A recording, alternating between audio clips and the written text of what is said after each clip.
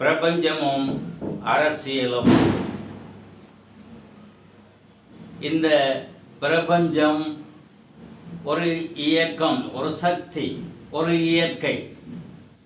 இந்த பிரபஞ்சத்துக்கும் அரசியலுக்கும் என்ன தொடர்பு என்பதை பார்ப்போம். மன்னர் ஆட்சி காலத்தை பார்ப்போம். மன்னர்களுக்கு அந்த புறம் தெரியும், இந்த புறம் தெரியாது. பெரிய தலைவர்களுக்கு அதான் அந்த புறம் தெரியும், இந்த புறம் தெரியாது. மக்களை பற்றி சரியாக தெரியாது. அப்போ மன்னர்கள் உலா வரும்போது, அதாவது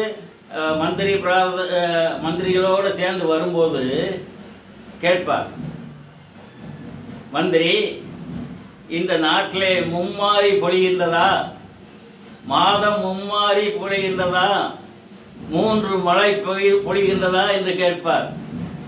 அவர், அரசே, மழை மும்மாரி பொழிகின்றது என்று சொல்வார். அப்போ அரசு நன்றாக நடக்கிறது என்று அர்த்தம். ஆகவே இந்த அரசு நன்றாக நடக்க வேண்டுமானால் நாம் இயற்கையோடு இயந்து ஒட்டிய வாழ்க்கையை வாழ வேண்டும். நாம் ஒருவருக்கு ஒருவர் பகைமை கூடாது.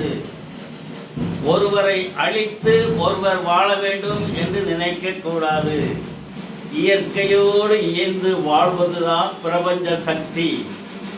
இந்த பிரபஞ்சம் நாம் இயற்கையோடு ஒட்டி வாழாவிட்டால் நம்மை துன்புறுத்தும். அவன் செய்த தவறுக்கு தகுந்தவாறு அவனுக்கு பிரச்சனையை உருவாக்கும்.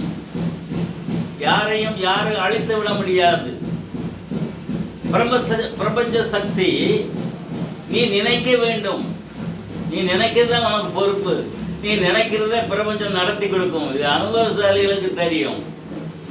ஆகவே இயேசுநாதர் கூட சொல்லியிருக்கிறார், கேளுங்கள் தரப்படும். நீ மனசுக்குள்ள கேளு, உனக்கு கிடைக்கும்.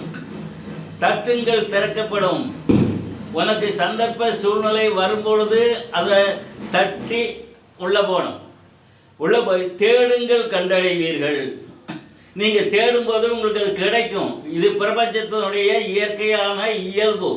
ஆகவே நாம் பிரபஞ்சத்துக்கு எதிராக செயல்பட்டு கொண்டிருக்கிறோம். அந்த நிலை